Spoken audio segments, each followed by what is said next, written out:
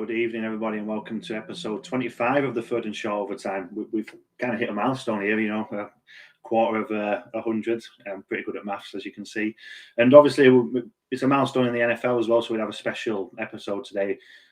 It's not really a mid-season. It's like a game after mid-season. Some obviously will be on a mid-season because they have bye weeks, but with the 17th game, most teams have played 9 games. So we thought we'd have a little bit of a different episode, and we picked out some categories, and we've picked our selections for the categories and think who our favourite player, team, whichever categories they are at this stage.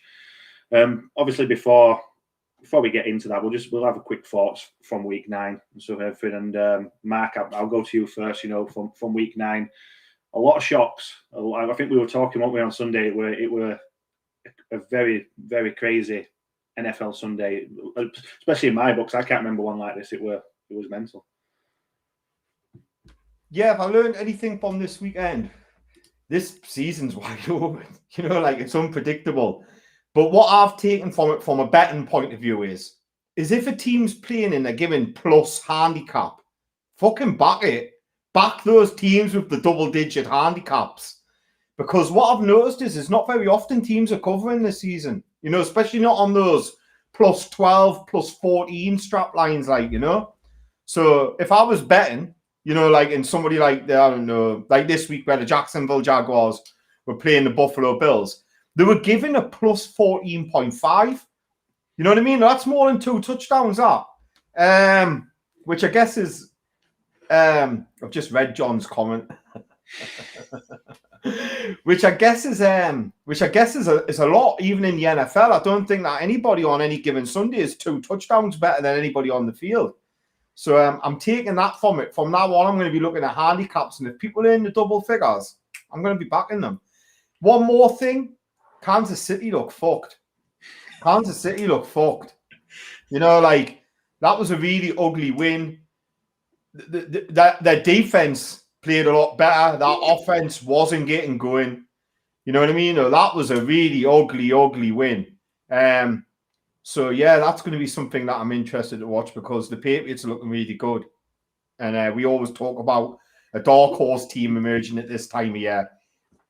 And I thought it might have been Kansas, because they've been in poor form. I thought they're not going to stay poor for long.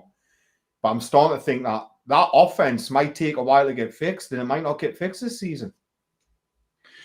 Obviously, JP, Matt mentioned get the bleep machine ready in chat. And don't worry, you're not the only team that's been Colt McCoy. We got done by him at the Giants last year, so we're in it together.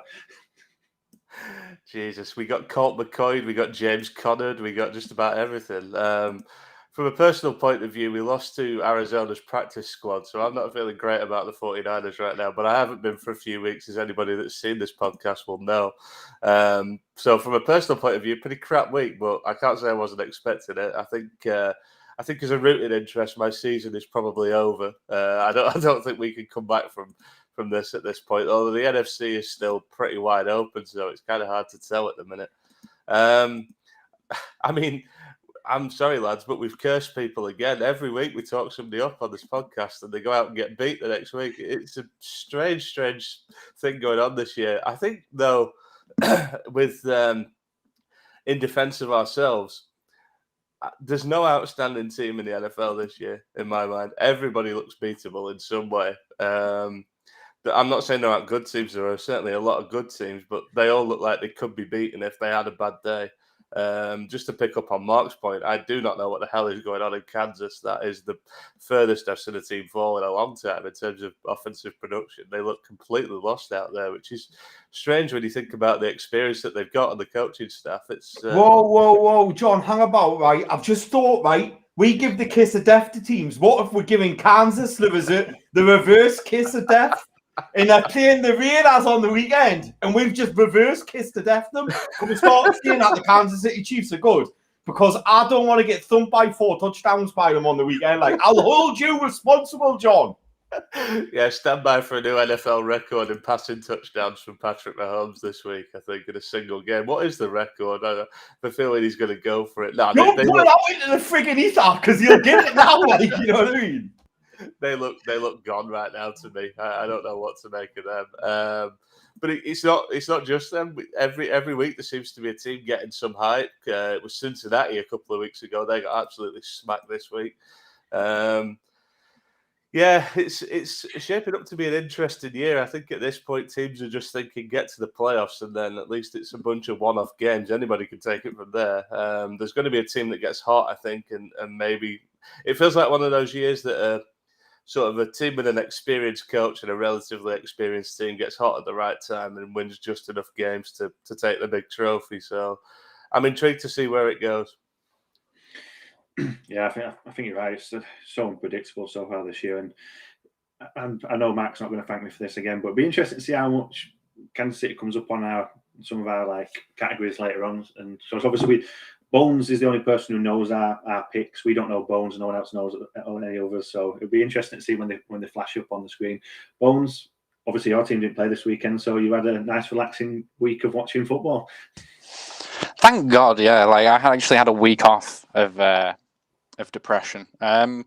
No, in all seriousness, Mark, you'll be happy. I'm going to talk the Chiefs up a little bit. They still have a top 5 passer and a top 5 wide receiver this year, statistically alone. Like Mahomes is 5th out of 5, but he's 5th in passing yards, and Hill is in the top 5 of wide receivers as well. So it's a tricky one, isn't it? Because they're not playing as well as we've seen them play, but they're clearly still playing in the top caliber of football, which is kind of mad. But they have looked out of sorts. It's hard not to agree with that one. Yeah, thoughts on this week? Well, the immediate thought is the officials suck. The Bears-Steelers game was atrocious. I know I'm one to jump on the NFL officials as soon as it's physically possible to do so. But in this instance, it's not just me jumping on them because I can. Did you see the what's his name? He took a step back into one of the Bears linebackers. Like literally, took a step back into the dude before he threw the penalty flag, like trying to end a man's career. Like, what is wrong with the officials? This is bad, and I am sick of saying it. Like, there should be fines for bad officiating calls. Tony Corrente, thank you. That's Tony Corrente. Mate, we're not getting sued. He definitely tried to hip check fucking whatever his name was, Marsh or whatever. Like, full on, like, boo, get off my field. Like, no, I'm not happy with the officials this year. Taunting's a joke. Like, even if he did do it at the opposing sideline, he was halfway across the field. There's a whole crowd. I don't know. It's just some of it seems a bit much. Actually, back to football though. Yeah. What can you say? Like you say, I mean, I know we all like to overreact to a big team losing a game, but I said it earlier this week in the chat, didn't I? No good football team, barely any good football teams have seasons that whatever and barely anyone goes 16-0. Barely anyone goes 17-0. So a team like the Bills losing one-off game to Jacksonville might just be the, stop being comfortable in games you think you're going to win kick that they needed for the rest of the season. Like, it's going to happen. There were a few this week that maybe were surprises, but it was a good week of football. I enjoyed that Titans-Rams game a lot. Yeah, I'd love to get into the taunting and stuff and everything, but I don't think we've got time because it is an absolute joke. Like Cassius Marcy he used to play for Seattle, and he actually came out, Tony Kearney, and said, "Oh no, I flagged it for taunting." He made a play and actually just looked at the opposition, sideline. He did the gladiator. Are you not entertained pose? Didn't he? That's what he did. He did the gladiator. Are you not entertained? I don't know if anyone will be able to help me because his name slips my mind, but there was someone that he was doing the rounds on Twitter, and he gave a good speech into the all this unsportsmanlike conduct play, saying that like all this work and everything that we put in, to build up to this one play, like watching all the film, training, put injuries and everything to make this one play, and you're going to not let me show my emotion. I can't remember his name, who it was and stuff. I'm sure someone might let us know in the comments and stuff, but just made total sense to me when he said that. So let's get on to what we're all here for, the mid-season award / 9-game award, if you hadn't had a bye. Best offense, Bones just popped up there, and we've all got something different here. I should have guessed what Bones has gone for. So we'll start with you, Bones. Go on, seeing as though you've made these fantastic little slides and stuff, and great work from you. Go on then, Rams. Stafford's leading passing yards, isn't he? I don't know. The Rams are looking really damn good. We were talking about good offenses that have multiple positions to throw to, multiple good players. I know everyone's going to say, "Oh, I'm not surprised Bones picking the Rams." So Tom's just put it in there, but no, they are playing really good offensive football. I think they're definitely one of the best offenses in the league right now. The Titans shut them down this week, which is obviously going to stick in people's minds. But this is on the season so far. One loss to the Titans isn't the end of the world. And I said, I can't remember if it was like week 1 or 2, we were talking about the Rams, and I said, look, Matt Stafford's a gunslinger. This year, he's going to throw some picks. There's going to be games where he throws a couple picks. It's going to happen. Just wait for it. And look, here was the week. Titans shut them down at the line. He threw a pick or two. It's going to happen. But I still think they're a phenomenal offensive football team. And Cooper Kupp is an incredible target for Stafford. He's doing incredibly well in yardage as well, I believe. He's only a couple touchdowns behind Brady as well. So, yeah, I think in total, I think this is a good offense. And even the running backs, Henderson, we didn't expect after Cam Akers went down, the Rams running game to be all that much. And Henderson's looked pretty fucking good. So, yeah, I think they're pretty good. Yeah, I think it's fair. Even before this weekend, I didn't see the Rams game. I obviously seen the highlights and I saw the picks, and obviously weren't on point. But obviously my team were the same, which I'll come on to in a bit. Before this weekend, I'd definitely agree. And they're in a standout team, so that's why I've gone for my pick. And they might be better offenses, in stats, but I just picked the one I picked because I've just enjoyed them so far, apart from the weekend just gone. But I'll go to John first before I get into mine. And obviously you've picked the Ravens. Lamar Jackson's been pretty good most weeks, and I'm sure there's obviously Hollywood Browns really come on again in this year after having a down season last year. But obviously, how many injuries they've had, John, as well. They've done really well, especially at running back, Yeah, there's a bit of a caveat to this, which I'll talk about when we talk about offensive player. But I think you've kind of just hit the nail on the head with what you just said. You picked the offense you enjoy watching the most. This is a team that I love to watch. They play a style that I enjoy, and they do it with probably the best players for that style, which is why it works. I think when you look at individually, you think about somebody like Lamar Jackson. That's a difference maker that a lot of teams haven't got in 2 phases of the game. He can pass the ball and run the ball. I know that's more common now, but I think he's probably the standard bearer for that in the NFL. And as you said, they've weathered through some injuries, some pretty serious ones as well, losing running backs on the eve of the season and things like that.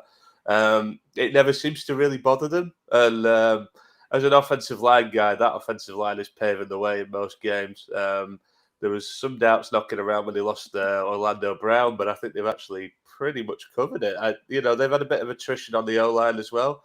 Lost 1 or 2 players here and there for periods of time, but I think they're just a really solid offense, and there's enough they can beat you in a number of different ways, which is what matters when it comes to the business end of the year, as people like to say. I think you could probably accuse them in the past of being a bit one-dimensional. They seem to have found that second dimension now. So I'm really excited to see what they can do down the stretch. I'm excited to see them against some of the better defenses that they're going to have to face. But they're also in a very tough division, don't forget, and they keep winning those games as well. So, yeah, I had to pick them, really. I wanted to pick somebody that kind of meshed with the style of football I like to see. It's very creative stuff. It's run first or run heavy, if you prefer that term. But I think it's less run heavy than a team like the Titans are, for instance. But it's effective, and I really enjoy watching it. So, yeah, went with the Ravens. Yeah, like I said, I picked the Cowboys just because I love Dak. I think he's a fantastic quarterback. And obviously, they had a big down week this weekend.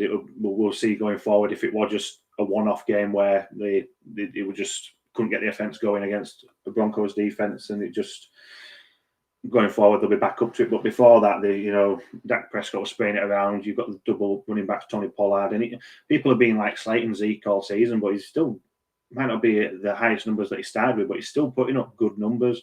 Then you've got just the arsenal that Dak Prescott's got to throw it around to. Obviously you've got Amari Cooper and Lamb. a lot of people have them as top 5 receivers in the league. I'm not saying everyone, but they are really good receivers. You've got the double tight end thing, and even when people go down, you've got people like Cedric Wilson who stepped up, and he looks a good receiver as well. Like as a bit part player who can make plays, and they just once they get that passing game going, especially like I say, I know they've got a good running game as well, but which opens up the passing. But once Dak is a swing of things, I don't think there's much better sights than Dak slinging the ball around, on offense, picking out players and moving that offense, quite quickly. So that's why maybe as a pre-game hip flexor exercise. That's pretty good to watch. Yeah, and so that's why I picked him. I just thought, I don't think it is an obvious. I know we'll come on to Mark's in a minute. Maybe that is true in Mark's pick, but for me, I think there's quite a few. There's no wrong or right answers.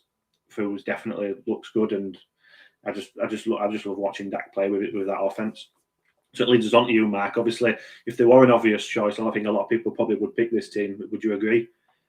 Yeah, well, I have a really novel way of choosing who the best offense is. What I do is I go to statistics and I look at who the best offense is.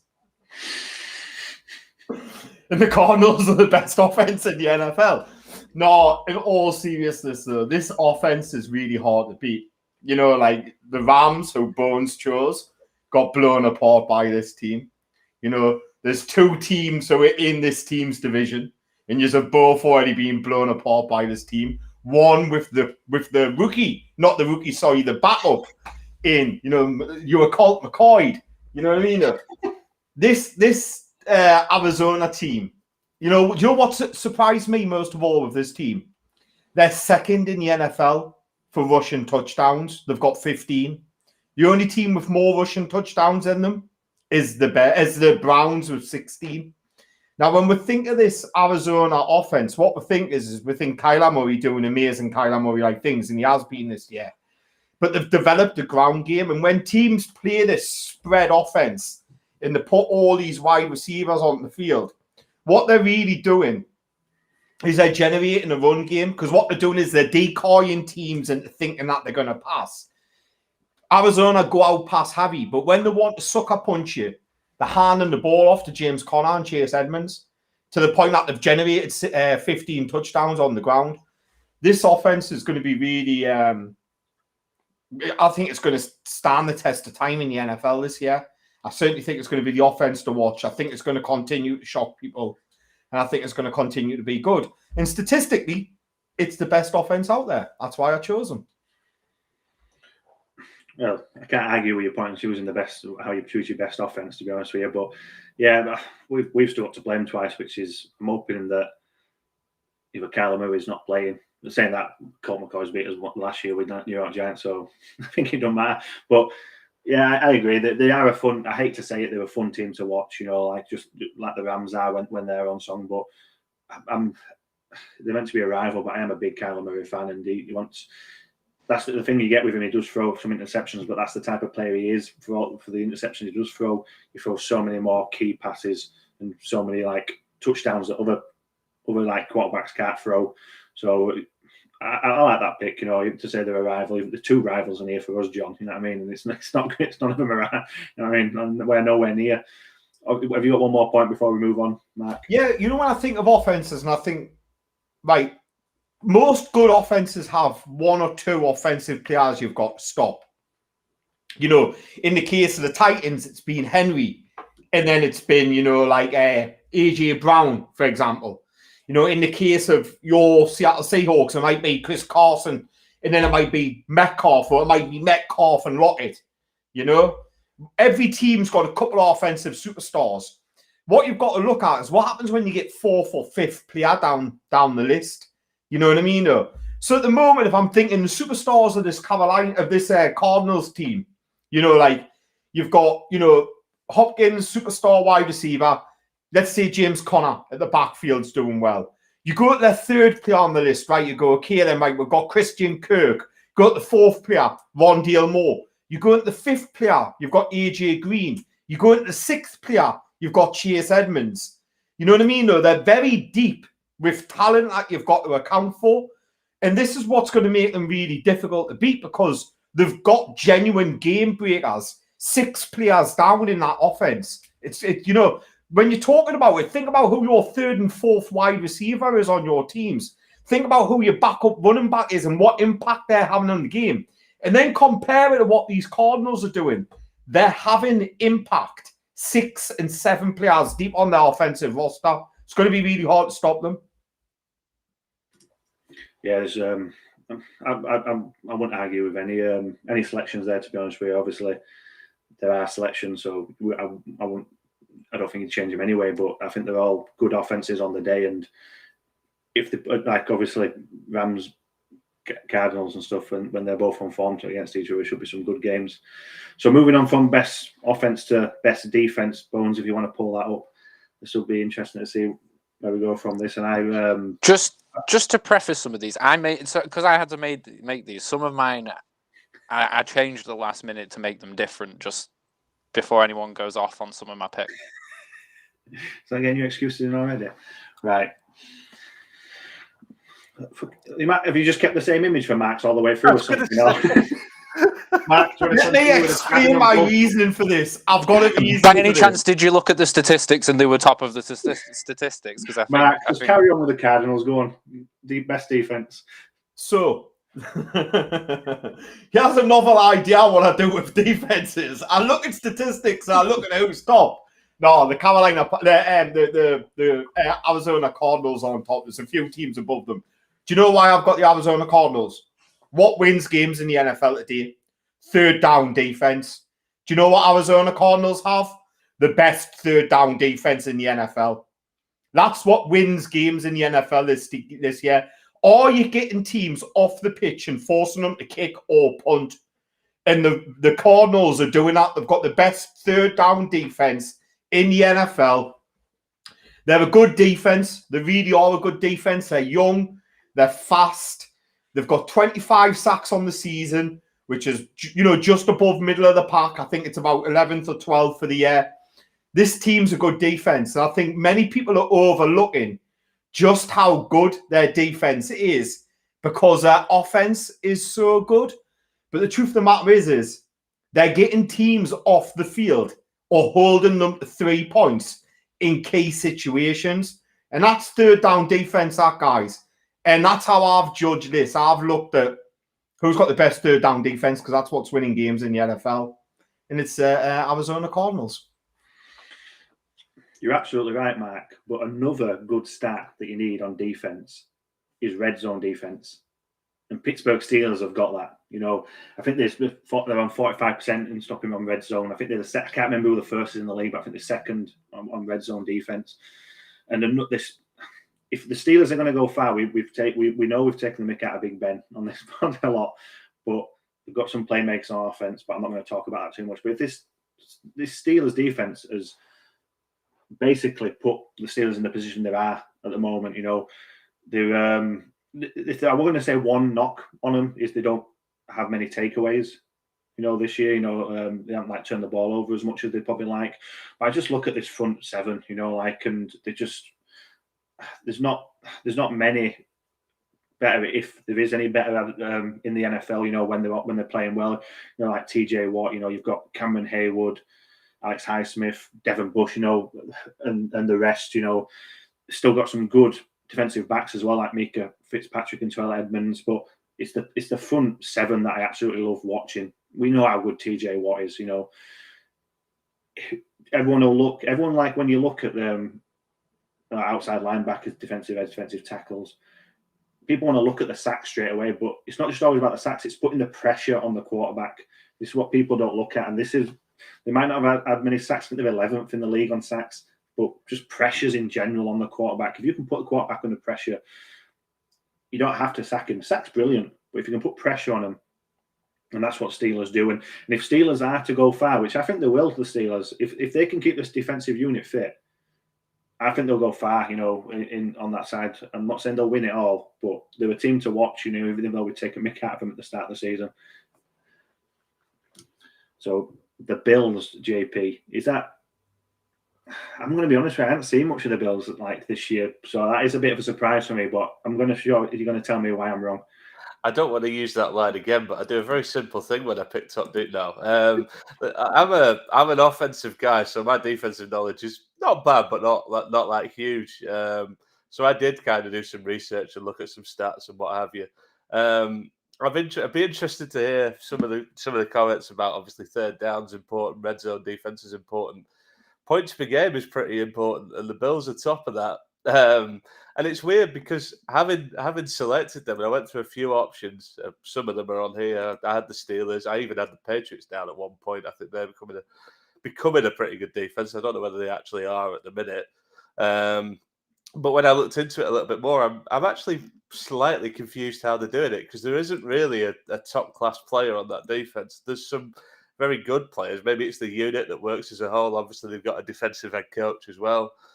They're just playing some really solid football. And you even look at the games that the Bills have lost. Think about this weekend that's just gone. It's not the defense that's the issue. You know, they held, I think it finished 9-6, didn't it? Okay, I must admit, I was highly medicated for most of this weekend, so I'm not entirely sure if that scoreline's correct. But I know it was a low-scoring game, and I think I've seen that a lot with the Bills this year. People are looking at the Bills and going, yeah, they're a contender, because I think people are looking at it and thinking it's last year's Bills with Josh Allen playing at the top of his game. He's not actually been as good this year.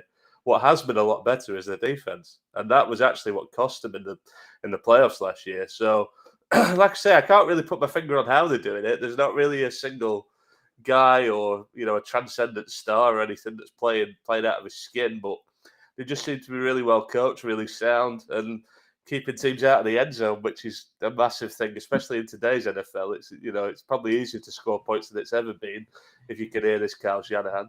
But it's probably easier to score than it's ever been. But somehow they're keeping it to, I think the exact stat is something like 15 points a game, which, to be honest, your offense should be able to generate 16 points in a game most of the time. So, it's putting that team in a very good position, I think. Do you know who impresses me in this defense, John, when I watch them, and I can't fail to be impressed by them? The two safeties. The two safeties on this team, Hyde and Poyer, are two excellent safeties. And what they want to do is they want to just keep them two safeties drop back and play a shell at the back. I guess what an offense has got to try to do has got to try to bring one of them safeties down into the box, and you're going to do that with a short passing game and a running game. The problem is, though, they've got a linebacker who's having a breakout. Yeah, Edmonds, the young lad who they've got in the middle of the linebacking corps, who was a first-round pick a couple of years back. He's having a tremendous season in both coverage and run defense. And what that's meaning is like you kind of get that short yardage to get those two safeties down. And the way it's working, you're right, they've improved so much last year. They've got one of the better cover linebackers in Matt Milano. Do you know who's really, really surprised me in this team this year? The rookie that they drafted, Gregory Rousseau, looks just brilliant. He's solved the pass rush problem that they had last year, and that's what they were lacking, a pass rush. And he's so long, and I underestimated him in the draft, Gregory Rousseau. I thought he had bust potential, despite all his athletic traits, because he didn't know how to put it all together, and he was a bit of a freak.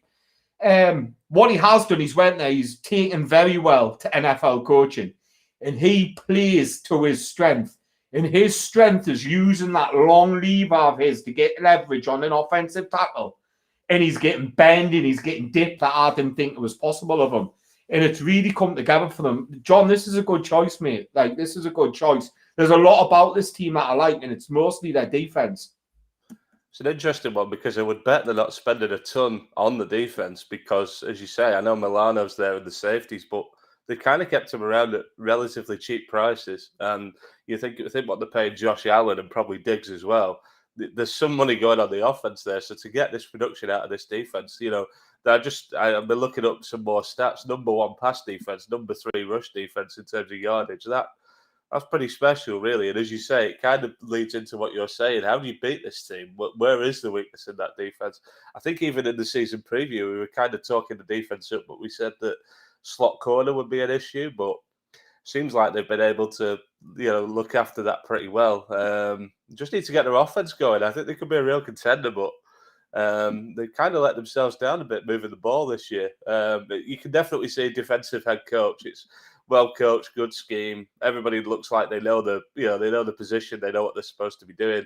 Even guys like Rousseau, they kind of just brought him in and said, "Go ahead, rush the passer," and that's exactly what he's doing. So yeah, I really like him. Really like him. Do you know what else to get production out? A second corner. Levi Wallace, I've mentioned him before, was a walk-on at Bama, an undrafted free agent. I liked him in the draft now. I had a late round grade on him. And the Bills took a flyer on him. He started in his rookie year. And I think every single year they've tried to upgrade from him. You know, they've tried to get a better corner than him. But you know what Levi Wallace keeps on doing? Keeps on beating them out in training camp. He's now in his third season as a pro, and he's looking a very average NFL corner, which is fantastic when you've got an all-pro on the other side of him. You know what I mean? All you need, your number two, is when you've got an all-pro, is to be average. And Levi Wallace makes very few mistakes. And Sean McDermott's got to be buzzing like he got that guy as an undrafted free agent. You know what I mean? Got to be buzzing. So that leaves us with Bones finally. Obviously, your pick. Is this one where you've changed it just to be a bit different? Or So this was one where originally I had the Panthers, and then I was like, but I think that's more because what they've got going for them going forward rather than necessarily what they've done this year. I do think it was a tough decision. I could have picked the Steelers as well. They were up there in terms of my list. JP expecting the Rams. No, I'm not that bad. Like, geez, no. In all honesty, I did want, like I say, I wanted to pick the Panthers mainly, but again, that's because they've got these things that are up and coming for them. I think things like the addition of CJ Henderson for peanuts off the Jaguars is going to pay dividends in the long run. I think, you know, they've got players like Jeremy Chin. They just got, who was it they grabbed this year? It was JC Horn, wasn't it? They got this year. Yeah, and I think we saw some good stuff from them earlier in the year. I think AJ Boye is good. Like, yeah, it's really tough. But the reason I picked New England over them is because I think partly is because this team earlier this year demonstrated the blueprint for how to sort of try and stop Tom Brady. They didn't end up beating the Bucs. It was a very close game considering. And this is the thing. I think the Patriots defense is what's keeping the Patriots in games, which is why I've put them here. I think the Patriots would look a lot worse if they didn't have this really solid defensive plan more than any. I don't even necessarily think it's specifically just the players. It's their whole ethos and plan and what they're going out there to do. This disguise heavy. Everything looks like cover zero, but then it's not cover zero. Like, I think they're showing stuff that, like, everyone when Gilmore left was like, oh, the Patriots, they've let Gilmore leave. This defense is going to suck, and then this defense didn't suck. So yeah, I think this is one of those teams where no matter what you sort of put in, they have this game plan that makes them strong. And I think this is what makes them a dark horse, which is the other reason I've put this. If they make it to the playoffs, I don't necessarily think it's all going to be on the back of their offense. It's going to be on the back of that defensive unit and that defensive scheme. Is it just me that's kind of mellowed on the Patriots now that they're not quite as good as they used to be? I'm actually really enjoying watching them at the moment. And like you, Bones, I kind of fancy him for a run late in the year, especially with some of the the results they've been able to pull out. I think it was when they played the Chargers. I said to somebody, it might have actually been you, Bones. I said if they can win this game, they've got a real chance moving forward, and they kind of pulled it out. I think what we are seeing, I think the defense is really good. It's again, I don't know that there's a particularly outstanding guy on that defense. There's a few. Christian Barmore's like found money at the moment. He's really coming into his own as a rookie. Typical New England, they found value. Judon is the star player on that defense right now. Judon is playing well. They keep doing this. They get value out of, like, they brought Jamie Collins back and he's had about 95 sacks since they brought him back. It's just like, shut up. They do this every year. Like, they let people go, people panic, and then they turn out to be just fine without the veteran, or they bring someone back that they got rid of before. It used to be Patrick Chung, but he's kind of wrote his career off now. But, like, fucking Jamie Collins, man. This is just something that they seem to do, and it comes back to coaching again. Like we said at the top, I think there's going to be, what we are seeing now is that the experienced coaches are coming to the fore, and there isn't a more experienced coach in the NFL. There isn't a more successful coach in the NFL, and I think that's why we're seeing what we're seeing from this defense. I really like what they're doing. I hate the fact that I'm enjoying it, because for so many years while I was growing up watching the NFL, you wanted to see them get knocked off at all costs, but if they make it into the playoffs now, I think I might be rooting for them because let's face it, my team ain't going to make it. It's amazing what being an underdog in most of your games will do for your popularity. So true. Yeah, definitely. So you're both wrong. The superstar of this defense is an undrafted corner. What's better than an average undrafted corner? A Pro Bowl level undrafted corner. JC Jackson is the talent in this team. He is extremely locked down. The Bills found him undrafted again, undrafted rookie. He's played a couple of years now. They signed him to a 1-year extension this year. He is going to get paid in the offseason, that boy, because he is playing like a top 3 corner in the NFL. The only thing is he's not named Jalen Ramsey. He's not named Humphrey. Didn't have a first-round grade, so no one's talking about him. So guess who's going to talk about him? I'm going to talk about him. The kid is unreal. He's absolutely locked down. Go watch him. The players he's eliminated this season, DJ Moore, marked him out the game. You know, this kid can do a bit of everything. He can play in zone. He can play man-to-man. He can play press. No defense will put their corners on the island more than this New England defense. They routinely ask them to line up in cover 1, in cover 0. And, this guy is certainly an emerging star, JC Jackson. I tell you what, there might be someone in the stream tonight right here that also agrees with you on that one. So, yeah. So also as well, the other lockdown player who's really coming along, Kyle Duggar, the guy that took it in the draft a couple of years back, has been moved into safety. He's playing beside McCourtney. He's having a very good season too. He's starting to really become a good player. He's a second-year pro. So they've got 2 intriguing young pieces on the back end of that defense who are really starting to come good. JC Jackson, he's going to be an all-pro this year.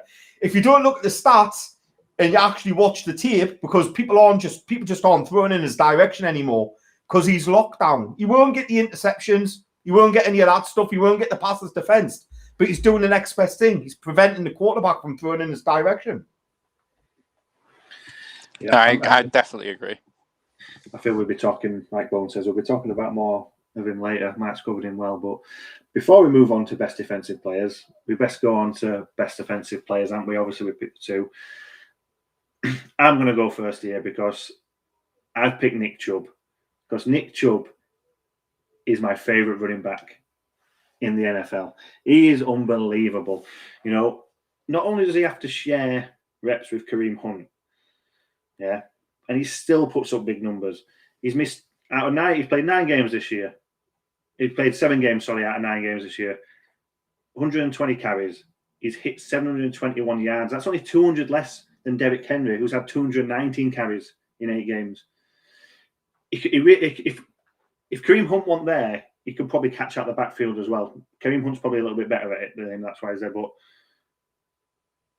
Mark's saying he's going to push back on me in a minute, but I haven't finished yet. You wait your turn, Mark. You're going to push back in a second.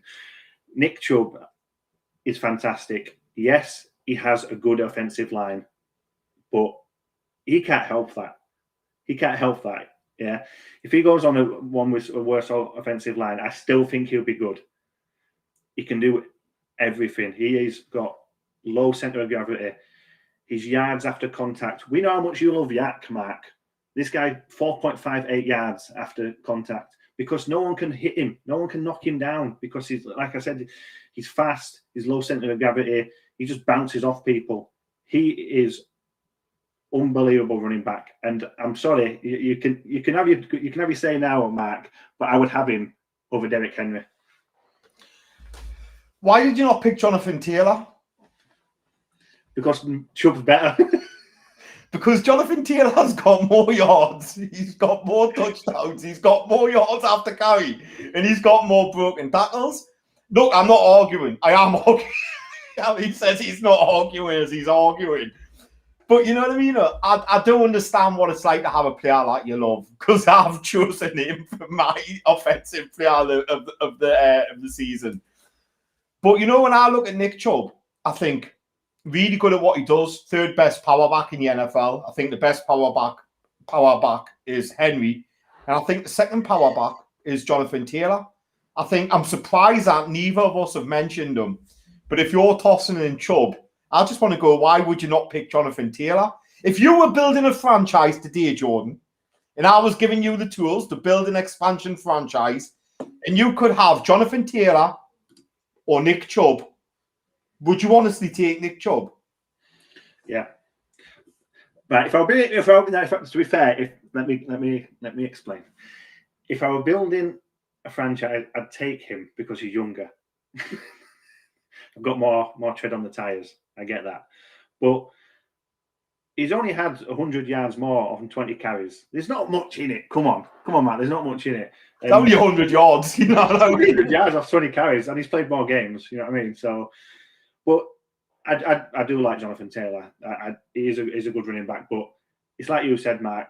I've got some kind of crush with Nick Chubb. I just think coming out in college, he was fantastic. I love watching him in college, and even at I don't even like the Browns, but there's something about Nick Chubb that I love, and I'll probably still take him over Taylor just because he's got a hold in my heart, Mark. He's got a hold in my heart, and I can't shake that. I apologise. Look, Jordan, you know, as I bow down to your superiority when it comes to running backs, I fancy myself as a cornerbacks and wide receiver guru, but I bow down to your superiority when it comes to running backs and when it comes to defensive edges. Like, nobody had Patterson. Nobody had Jared Patterson as making a splash in the NFL. But yeah, I read an article that you released with Deep Sleepers, and guess who was there? Jared Patterson, who's now making waves in Washington and was the preseason darling of the NFL. So look, I bow down to your seniority when it comes to running backs. I do. But I just think, why would you not have Jonathan Taylor in this situation?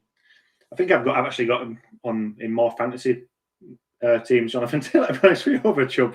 So, but I do. Jonathan Taylor is a really good running back, and everyone were talking him down this year.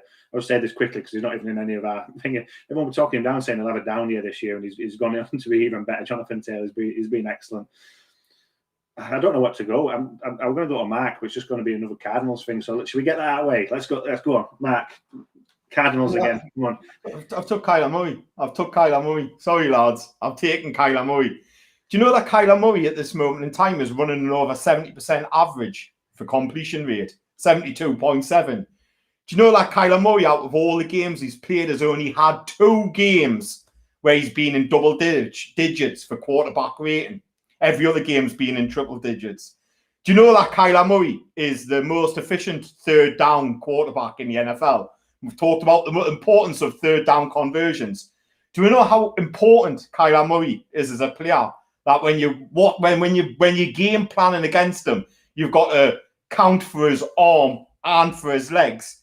Have you actually watched Kyler Murray run the ball? He never gets hit. He's got to be the best running quarterback I know, because he'll pick up 10 yards and he'll easily step out of bounds and not take the toll on his body like other Russian quarterbacks, what John's chosen, who has got a case of the fumbleitis as a result of it. You know what I mean, though? Kyler Murray is fucking brilliant. You know what I mean, though? Like, how can anybody watch this guy and go, he's not fucking excellent? You know what I mean, though? He's changing the way that the NFL's playing now. I mean, we've got a quarterback here who's like 5'10", 5'9", 5'10" and a half or something like that. And if you watch him, he makes every game he makes plays that he has got no right in playing, in making. You know, like games where he's got players, he's weaving back and forth behind the line of scrimmage, bit like what Michael Vick used to do, but way more accurate and not fighting dogs. You know what I mean, though? This kid is brilliant. I genuinely think he's going to be the MVP for the season. And I think at this moment in time, if I was building an NFL expansion team offense, the very first player I'm putting on it is Kyler Murray. I think it's fair. You know what I mean? Like I said earlier, when you mentioned the Cards, you brought Kyler Murray up. I hate to say it, but he is fantastic to watch. I've been waiting for Cardinals and Kyler Murray just to slip up this season and like stop. Like exactly what happened last year. Like me and John mentioned it, they just bottled it last year, and it doesn't seem to be coming. And obviously, there's still a long way to go, but it just seems something different about him. And Kyler Murray's got a bit of even more swagger this year, which I like to see. So I can't disagree with Mark. You know, I would be if someone gave me some money to put on someone to win the on the player to win the MVP, I'd be probably picking Kyler Murray myself. You know, he is a fun player to watch. Did you see the pass that he threw to AJ Green a few months back? Few games back. They had under coverage on him. They had a safety coming over the top, and the cornerback was underneath him. He has about a window about the size of a football and a half, and he throws it about 80. No, probably about 60. I'm exaggerating. He throws it about 60 yards and drops it like a teardrop right into the breadbasket of Green. You know what I mean? That's an under coverage on the run, rolling to his right with a defender chasing him down. No, it's absurd. Nobody should be making them throws. Nobody should be making them throws. If you're a defensive coordinator, you're like, let's put him in that situation. He's not going to get out of it. But yet this kid just drops an absolute teardrop right into the breadbasket of Green. The kid's unreal. He's going to get better as well. It's frightening. It reminds me of, like, obviously, watching Seattle, Russell Wilson's moon balls. It was just, you know, like, he throws these balls and it's like the bomb right up in the air and it just drops right on the money. It must be so hard to do. But that one with AJ Green, anywhere else that ball's thrown and it's not complete, and it's on the run. It's not even the fact that he completes the ball. That's good in itself. It's on the run so he can continue into his stride and run it. It was beautiful. And it's the margin of error. If he underthrows it, it's picked off. If he overthrows it, it's picked off. If he throws it behind AJ Green, it's picked off. If he throws it in front of AJ Green, it's out of bounds. You know what I mean? The best you're hoping for is that it goes out of bounds if you've got an error. The other three areas, it's going to get picked off. But yet he still took a chance and he absolutely put it on the numbers. I sat back off that play and I paused it and rewatched it about 6 times off the belt because I just couldn't believe what I'd just seen. It was amazing. It was amazing. Do you know what would have been fitting? Imagine if Green had a drop fit. So I know you went a bit different, Bones, in defence and stuff, but you're following the trends. Obviously, I'm guessing you're not counting this weekend that's just gone, but you've got Matt Stafford. Well, honestly, do you know who I really did want to pick, but you can't because he's out for the year now, was Derrick Henry. I was just gonna roll with King Henry, but yeah, if this had been a couple of weeks ago, that 100% would have been what I'd have done. In light of not having that, yeah, I went Stafford because, you know, I mean, Mark said it before, they're the second ranked offense in football right now behind the Cardinals, but a lot of that I think is due to this guy, to be perfectly honest, because the Rams weren't this good last year with Goff, like, so no, yeah, I just think he's just a really standout player. I think yes, he had a bad week, but again, I did say at the start of the week, at the start of the season, that there was going to be at least one of them. It's the way he plays quarterback. It was going to happen.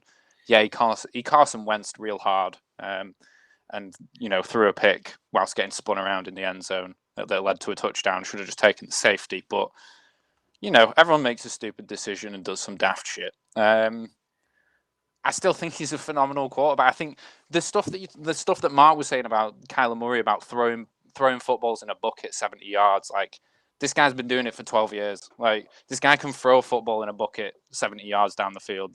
He throws the sidearm passes that everyone gets like hard over Mahomes doing. And he's been doing it in Detroit for 12 years and no one gave a shit. Suddenly he plays for the Rams. Like, every football show on telly wants to talk about him. This guy's amazing. He's been doing this shit for over a decade, and it's about damn time someone got some production out of him and I was able to like talk about him in this higher like respect, because when he played for the Lions, you just couldn't say it. We were a bad team, and you could never go, oh, Matt. People just go, yeah, but the Lions suck, so it doesn't matter how good Stafford is. The Rams don't suck, and Stafford's a good quarterback. But you can stop them. What's that, Mark? You can stop them, as 2 teams already have this year. And defenses have slowed them down a little bit as well, Bones. There's been no slowing down Kyler Murray. The only thing that slowed down Kyler Murray was the really bad weather. I think we need an episode on Matt Stafford. I think it'd be interesting viewing, you know, for all 4 of us here and stuff. I like Matt Stafford. I think he's good, but Cooper Kupp has been excellent. I thought to be honest with you, I thought we might see someone pick Cooper Kupp on here. I know, like, it's obviously very quarterback orientated, but I thought someone might throw in Cooper Kupp because he's been incredible, this year.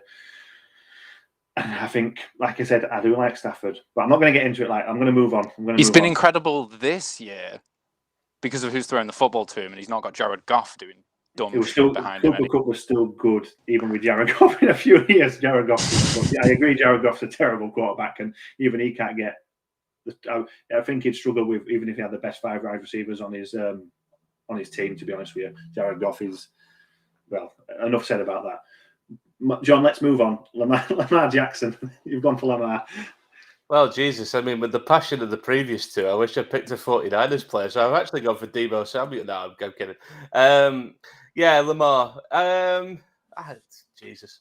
What can you say? I mean, we've kind of talked about what are these teams like without these players? What are the Ravens without Lamar Jackson? I mean, I know they've got a solid run game, but it's largely built off the threat that Jackson has.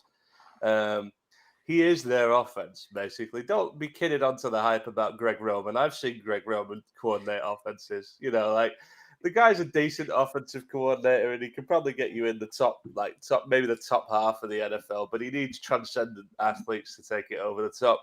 He had it with Kaepernick and still managed to blow a Super Bowl. I'm not better. But, he's now got probably one of the best athletes in the game at quarterback, and it sets up everything that the Ravens do. In my mind, I could have gone for Kyler Murray, but I couldn't stomach it. I'll be honest. That's pretty much all it is. It was between him and Kyler Murray. I do kind of see them as cut from similar cloths in many respects. I think basically one came so the other could follow. Really, I think we saw Jackson come in. We saw that type of QB could do those sorts of things. You could argue Murray's a better thrower. He probably is, but I think at the time there was some skepticism about his height and his ability to run a pro offense. Could argue he isn't running a pro offense, given that he's running Kingsbury's air raid offense. But I mean, that's maybe another discussion topic. I'm not saying not that it isn't working, but there's definitely things you don't normally see in the NFL in that offense. But yeah, I don't really know what you can say other than he basically is the Ravens offense. He elevates it beyond the level it should be at, probably, when you look at some of the players around it. Maybe that's why they've been able to ride out some of the injuries that they've had. I think he's going to be up there at the end of the season. And I can't wait to see some of these players clash in playoff games, because that is when, good players become great and great players become immortal, isn't it? And there's some players in this list that have never won a playoff game. I'm not going to say who they are because we haven't got another hour, but there's guys here that have no experience winning playoff games. There's guys here that do. There's guys here. It's going to make for a very interesting end to the year. That's all I can say. Do you know what's going to make for an interesting end of this pod? I got so into talking about Kyler Murray and researching Kyler Murray and how brilliant he is, I've completely forgot what the other topics were and who I actually chose. So everything from here on in is Mark's wonderful world of ad-lib when it comes to his choices. Burns are going to be as much a surprise to me as they are going to be to the rest of the lads. Can't you remember what the headings were? I think JP made a good point there about Lamar that I wanted to just touch on. I think what JP is trying to say is the Ravens can't Colt McCoy someone. The Ravens can't, come out there with the second string quarterback and beat anybody. I think that's a good point. I also agree. I can't pick Kyler Murray for anything for a slightly different reason. And it's mostly just because I think he sounds like he's trying to pretend to be his dad when he does interviews. His voice doesn't match his face, and it really annoys me. Yeah, I think I like watching Lamar. I like watching Kyler. Like I said, I keep saying I like watching Kyler, and I really need to nip that in the butt. But they're both unique, like in how they play, and you can't not take your eyes off them, like they say.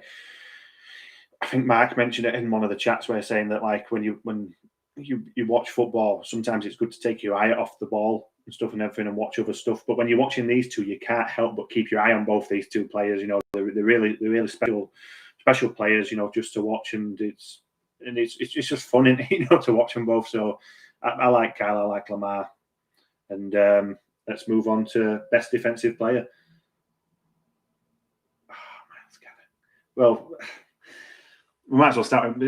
Whilst we're on this, just before we do get into Myles Garrett, Do you know I had to scroll down like a full 2 scroll wheels to find a non-topless picture of Myles Garrett? I don't know. We've talked about this in F1. I don't know if there's an Myles finger me community in the NFL community, but there are too many topless pictures of this man on the internet. Stop it, Browns fan. Let's ask Mark. Mark, what do you think of Myles Garrett? He's a fucking hunk, isn't he? Look at him. He's like chiseled. He's like chiseled out of fucking granite. Like the guy's got 12 sacks already on the season, you know. And when you look at how many games he's played in his career to how many sacks he's got in his career, he averages like nearly a sack a game. It's absurd. It's literally absurd. You know, like this kid is just 6'4", 270 pounds of absolute granite. You know what I mean? He's such a good player. He's such a good player. I generally didn't think he would get this kind of hype because of the whole helmet hitting last year. But there's no way he's not getting defensive MVP this year, defensive player of the year this year, because he's just mint. He's just mint. You know, he's 12 sacks on the season. He's chasing down Michael Strahan's record. I think he might get it. Yeah. What do I think of Myles Garrett? Look at him. I mean, I'm heterosexual. You know what I mean? But I'm literally sitting here with a woody on looking at that. I'm like, he's made in the image of God. You know, like what a player he is. Christ, I've got to follow that now. I mean, there's not much else I can say, really, all things considered. But I think you got to bear in mind the Browns have ridden out a number of injuries on that team, and the defense is still pretty damn good, and it is largely because of this guy. I think he's on the verge of becoming one of those pass rushers that, even if you account for him, you can't stop him getting to the quarterback. I think that's pretty much happening right now. I think he could well chase down Strahan's record. One thing I would say is they've helped him out a bit by getting him some help. You know, he is kind of operating. I think we talked about this earlier in the season. He's operating in a bit more of a rotation now. He's being able to be kept fresh. He's not the only pass rusher. He's just the most effective one they've got. But yeah, how can you? I don't know. There's no way you can't say this guy at the moment. He's impacting games every week. I can't see that slowing down unless he gets injured, which hopefully he doesn't. Since this guy's come into the NFL, he's never had a season with single sacks. That's how good this kid is. Since he's come into the NFL, he's never had a season with single sacks. His rookie year, he got 13.5. 2019, he got banged up. He still got 10. 2020, he got suspended. He got 12. 2021, he's got 12 already. He's never had a season where he's had, single-digit sacks. I'm surprised me and Bones haven't picked him, to be honest with you. We both picked him for Defensive Player of the Year, didn't we? I think the awards at the start, but I thought... Just swap them round. You picked a player from the team I picked, and I picked one from the team you picked. So, yeah, we did our pick for Myles Garrett, but he has been phenomenal. He's so hard to block, no matter what you are. He's an absolute animal. He's got everything in his game, the bends, the bull rushing, the moves, he is such a unique athlete. He probably will be defensive if he keeps the numbers going, and he stays fit. I don't think there's anyone that's going to come close to him for the Defensive Player of the Year. Obviously Aaron Donald, everyone's having good years, but this guy is unbelievable.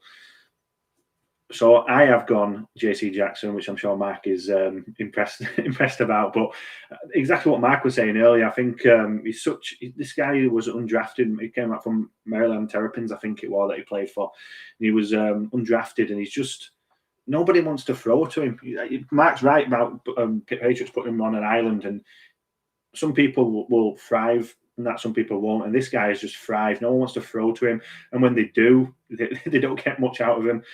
One thing that I did want to say about he's an absolute ball hawk. He's I can't remember what his interceptions were last year, but I'm sure it was close to 10. I don't know if he reached double figures, but if he won, it was like 8 or 9. He's already on 5 this year, and I think the only person who's in front of him is the guy that Bones has picked. I don't know. I'm sure it must be him. I'm going to guess, but yeah, he's got 5 interceptions already. He is such a good cornerback. He's going to I think everything Mark said is hit on the nail on the head. You know, he's a Pro Bowl quarterback and he's going to be around, and no one wants to talk about him because he's undrafted. He's not the flashy first round pick, you know, like that some of the others are.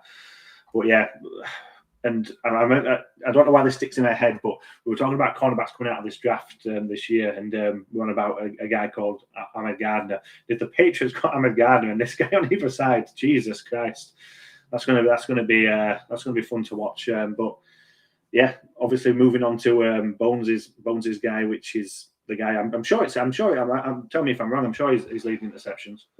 He is. He's I picked Trayvon Diggs, and basically for the obvious reason of the guy had like 7 picks in 6 games to start this year out. Like, that's unreal. I don't think that's ever even there's anyone who's really come close to like getting an interception every single game of this season. I know he's fallen off a little bit the last few weeks, but I don't think it's necessarily not going to come back. Like, I think that kind of play is still very much available to him. He's been playing like an absolute monster on that defensive side. So, yeah, I mean, there were already 2 Myles Garretts. I wasn't going to put another bloody Myles Garrett in there. It really would become the Myles finger me community then.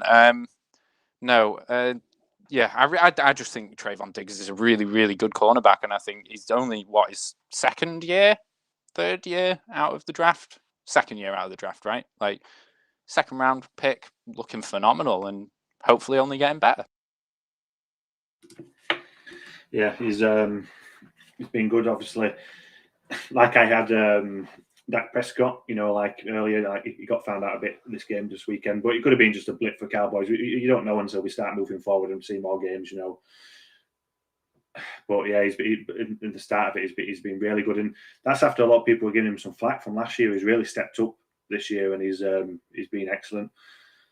So this is a couple of categories. The next one is what Mark picked out, and I thought they were good ones. You know, like it'd be interesting to see where people went with this. So first off, we've gone for best and worst free agent or trade acquisition this summer. So we start off with best, and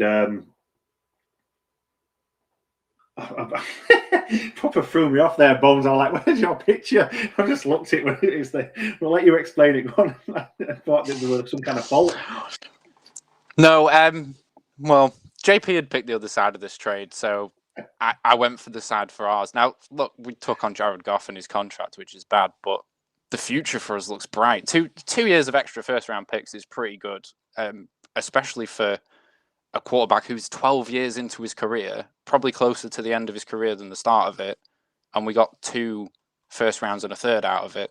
It was the trade of the offseason. It was the one everyone was talking about, and at the time, everyone was like, the Rams have been completely fleeced. The Lions have had them here. This is an amazing trade for the Lions. And to be honest, as much as our year hasn't looked good, I think this is still probably the best thing we've got to look forward to. That's fair. So we might as well go over to JP and stuff. And obviously you've got the other side of the trade, which is surprising for you, JP. You picked Stafford. Well, let it never be said that I'm unfair. You know, I may be opinionated and I may say some things that people don't like, but I'm not an idiot. You know, like the Rams have gone up a level, probably several actually. When you look at what Goff's doing in Detroit, it kind of shows how good McVay is, but I think it also shows how good Stafford is, because although McVay was getting a lot out of Goff, we now see what it's possible to get out of a competent quarterback in that scheme. How far they can go is entirely another debate, and I'm sure it'll come up on a pod again at some point. But how can you complain? I know they gave up first-round picks, but to be honest, the Rams give up picks all the time. It's become meaningless at this point. They'll probably never make a draft pick again in the history of the franchise. But they're very much moving their chips into the middle of the table, if you like. They're ready to go for it. They think their window's now. I think you can't argue with the move. It's made them a better team. Arguably, well, I think if I look back to last year, when we were going up against the Rams, I was feeling confident that, providing that we played competently, we could beat them, because as long as Jared Goff's there, you've got a chance. While Stafford's there, it's a lot less likely. I'm not saying it's impossible, but it's a hell of a lot less likely. You always feel like he's capable of pulling out results. He's done it a couple of times this year. So I mean, yeah, the price is high, but on the other hand, you get rid of Goff's contract. You know, your first round picks are probably going to be at the back end of the draft. Probably your third round picks have proven to be meaningless because even the ones they've made haven't been brilliant. So it's not like trading them away is losing a lot. I can't really. I couldn't really not say that because I couldn't think of a better option. I think you just got to be realistic. As much as I don't like the Rams or the hype that they get on here, sometimes I have to be honest. It's got to be Stafford, hasn't it? Yeah, I think there's too much Rams and Cardinals talk, to be honest with you, John. But there's going to be some more, Mark. But I do agree with this one. Like especially this weekend just gone, he's been a great pickup for the Cardinals. Yeah, I've went James Conner. James Conner's their red zone back. They're using Chase Edmonds up until the red zone, and then James Conner comes in into the red zone. And I heard somebody say this on a pod. I don't know who it was. I wish it was my quote. But he said, we evaluated James Conner last year when he was playing hurt, and we said he wasn't good. What we didn't realise is that he was playing tough. He was playing hurt. And now what we're seeing James Conner playing fit in Arizona. And I think that was a good point. We often look at players. We do it with Josh Jacobs at the minute with the Raiders and McGann. Oh, he's not good. But Josh Jacobs plays with a litany of injuries every single week. It's like he goes into every single game questionable, and he's always going to miss some time in training. What James Conner is probably for the first time in a long time is actually fit. He's got 10 rushing touchdowns on the season already, and he's also got a receiving touchdown. The workload's going to be a bit high on him now because Chase Edmonds, his running partner, is out injured for a couple of games. But James Conner's just been a tremendous acquisition. The Cardinals had one of the worst red zone offenses in the NFL last year. Second only to the Raiders' red zone offense. And what they realized is they thought, we need somebody who can get it into the paint. And they went out and they got James Conner late in free agency, very cheap, after the first and second and third waves had gone. You're talking about a guy who was picked up late. And he's solved their red zone offense worries to the tune of 10 rushing touchdowns and a receiving touchdown. 11 touchdowns at this stage of the season for a guy who many people thought was washed up is really good. And what they're doing is they're saving him for that red zone area. They're using Chase Edmonds. They're using Rondale Moore out the backfield on trick plays. But what they're doing is they're going to James Conner when they're in the red zone, and he's getting it in the paint. Yeah, it'd be interesting to go back and see if there any talk on and stuff, because I actually just thought they'd signed him as as a cover, and he wouldn't get as many snaps as he was doing, but he's really I think I mentioned it to you, Matt, did I? Because I haven't really watched much Cardinals. I was saying, is he splitting the backfield with Edmonds, or is he just getting the red zone? Because last week, were Edmonds out last week? Is that why he got the high numbers, or? Yeah, Edmonds was out last week. He was knocked. So they had Eno Benjamin, who got a bit more usage. And everyone was going, who's Eno Benjamin? That's why he got a bit more usage. I think they'll probably do the same thing without Chase Edmonds in. We might see Connor's carry load go up more, but really they want to save him and they want to use him as a red zone back. Yeah, he's I liked him at Steelers and stuff. And like you mentioned, if he has been playing with injuries, he's gone through a lot in his life. You know what I mean? He's come back from a serious illness, and he's probably playing some of his best football. I think he had a good year. I don't know if it was his first or second year at the Steelers. He had a really good year, and he couldn't get back up to that level. Like I say, it makes sense if it were an injury. I mean, there's a lot of players that play with injuries that they don't. They don't tell you what they are and stuff and everything. They just get on with it. That's their mentality, and it's nice to see him picking up good numbers. He seems like a nice guy when you see him interviewing and stuff like that. He's humble. So yeah, I've gone for. He's got a Cardinals shirt on, but he's not actually at the Cardinals. It's Hassan Reddick. At the Panthers. I thought obviously I think the Cardinals. I don't think they picked up his fifth year. I think the Cards and stuff, and he went on free agency this year, and Panthers picked him up, and he's got a good support cast with him that help him. Obviously, when I move on to the worst free agency, we'll get into that as well. So it's always going to help you. But the guy's got 10 sacks already this year. He's been reunited with Matt Rule. I don't know how much because he were on his team at college. I can't remember who it was now. I think it might have been Temple. He's reunited with him. I don't know how much that's helped him, but he's got 10 sacks. I think he's third in sacks. He's playing some good football at the Panthers. We know how good this Panthers defense is. And he's added a bit of experience to the young guys. I say experience is like he's only fifth year himself, but he seemed to have guided a few of them as well. So yeah, I thought the guy came straight into my head. Really, I've watched quite a bit of Panthers this year. Cause obviously not for Sam Darnold, but for the defense, because they are a good defense. And yeah, Hassan Reddick for me, I think is a great pickup. For free agency. So obviously, like I was mentioning there, obviously we're going to worst free agent trades, and I was saying that the Panthers have a great support cast. I've picked Bud Dupree, who went to the Titans. Obviously, he had a fantastic year at the Steelers the year before, then got injured the year after. But it just shows you, like, sometimes when you've got someone like the sister of TJ Watt on the side, how much it can. I'm not saying he's a bad player, but how much he can help you, with numbers. And we're seeing that with Bud Dupree at the Titans. Obviously, he seems to be struggling with injuries himself, but he's just not the same player. So I skipped through. I think I sent about 2 or 3 over to Bones, to put him. But I finally stuck on Bud Dupree, and yeah, it's not performed like well. And he's, like I said, he's just not got the supporting cast that helped him like he did when he had TJ Watt. I think he ended up with massive numbers, and I think they paid the big thing for me. They paid such a big amount. I can't remember the amount that they paid for him, but it was a big amount that they put on the cap for him as well. So that makes it worse. Works for me. So I'm going to go to Bones next with Julio Jones.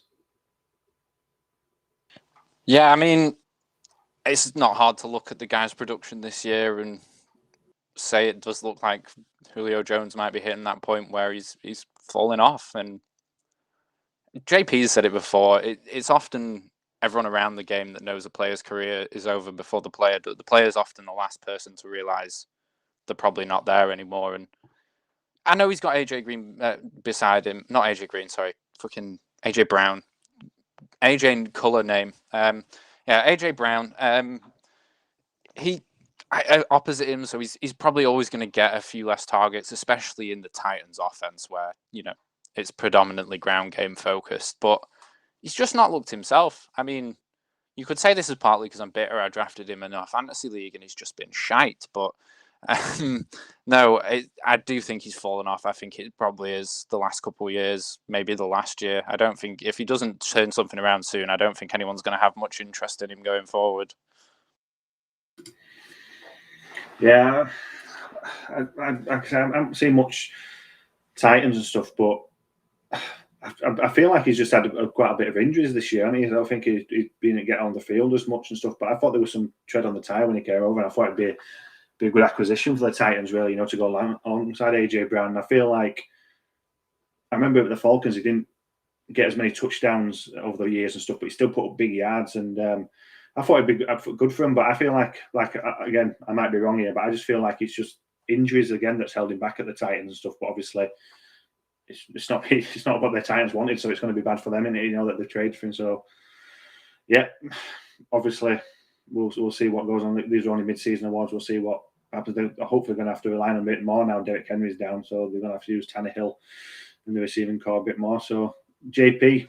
I'm not saying. I just wanted to quickly. Sorry, I'm not saying it's all over for who. Like, he could still definitely turn this year around, like you say, especially with them having to throw more. But it's just not looking good right now. Even when he's been a healthy scratch, he's not looked himself. Like, he's not looked like Julio Jones, and I think that's part of the problem. JP, did you want to add something? Yeah, just on Julio Jones, I think people forget how long he's been in the league and how much he's done. It's kind of natural with his style of play, with his physicality, that his injuries were going to eventually mount up. He's always been the kind that's kind of played through injuries.